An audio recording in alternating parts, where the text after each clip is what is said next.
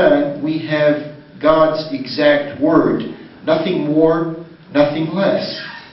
And one of the comments on this is, I like this comment because it makes a person think. If we were to destroy all books in this world, everything that is in writing, everything right now that is electronically preserved, all the software, all the libraries, everything is gone. We have nothing left of, and this pertains to whether there are books of scripture or not scripture. Everything is gone now. We just have a world in which we have our minds and memories. What book can we rewrite exactly the way it was before we destroyed it?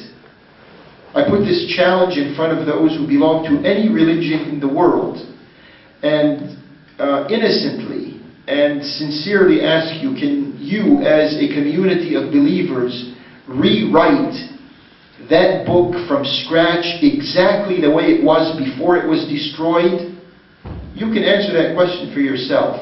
When it comes to us Muslims, we have the Quran committed to our memories, that it is easy for us to bring together one individual or several individuals and tell them to rewrite the Quran because they have committed that to their own memory. It is a book that cannot be destroyed, even though it can physically wither away, but not from the minds and the hearts of men.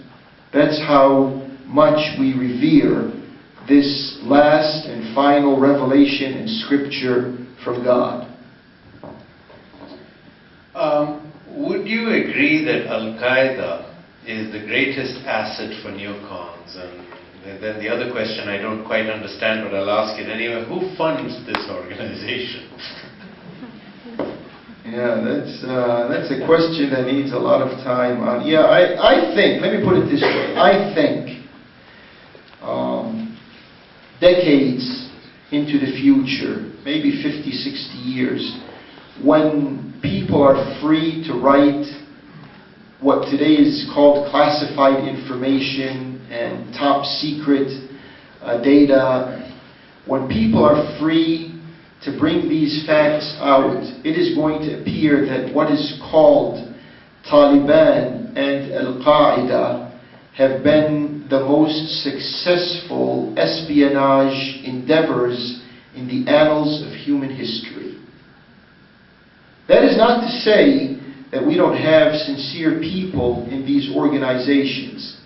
It rather says that there was a larger political program that made use of these sincere people to serve the policies that are being implemented now by the government of the United States and other governments to give them access to the resources and to the wealth that they wouldn't have had access to if it wasn't for the red flag operation that began on 9/11, and have people believe that there are Muslims who can do what they did on that day. I want to just mention, there's a lot of things I can mention, but one thing that may be interesting for you to hear. I was watching Al Jazeera in Arabic, this was a couple of years ago, and they had on one of its programs Sheikh Ahmed Zaki Yamani. We all know he was back in the 1970s, he was the Minister of Petroleum in that family kingdom in Arabia. And they asked him about 9/11. He said, Zaki Yamani was saying, I was in Boston on that day, and I was watching the news and listening to what's going on. And then all of a sudden they mention the names of these 19 individuals, 15 of whom are from Saudi Arabia. And then he says, one of the names they mentioned, I know the family. And as I was going through this in my mind, that person himself calls me. He says, They're mentioning my name. I'm still alive. I didn't do any of that. What's going on? Can you explain to me what happened? He said, I didn't know what to say. I know the family. I heard his name. It was the same individual they mentioned and described and defined in the news. So he said, this is Zeki Yemeni speaking. He said, I don't know what happened on that day. And I don't think anyone knows what happened on that day. And I have my serious question about the way it's being explained.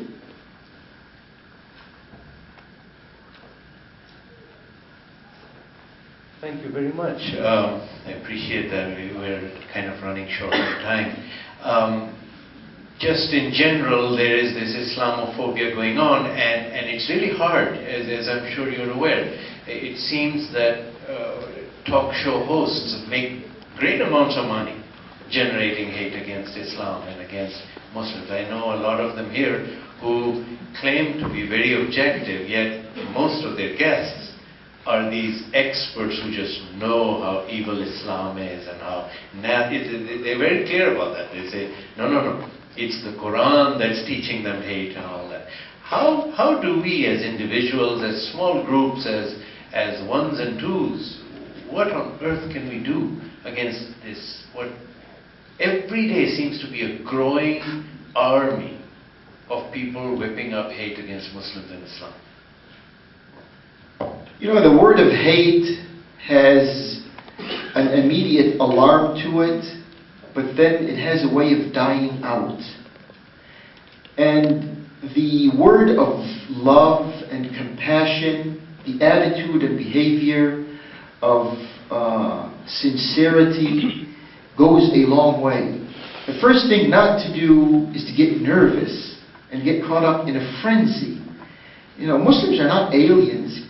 We didn't arrive here from another planet and we're spooking everyone out.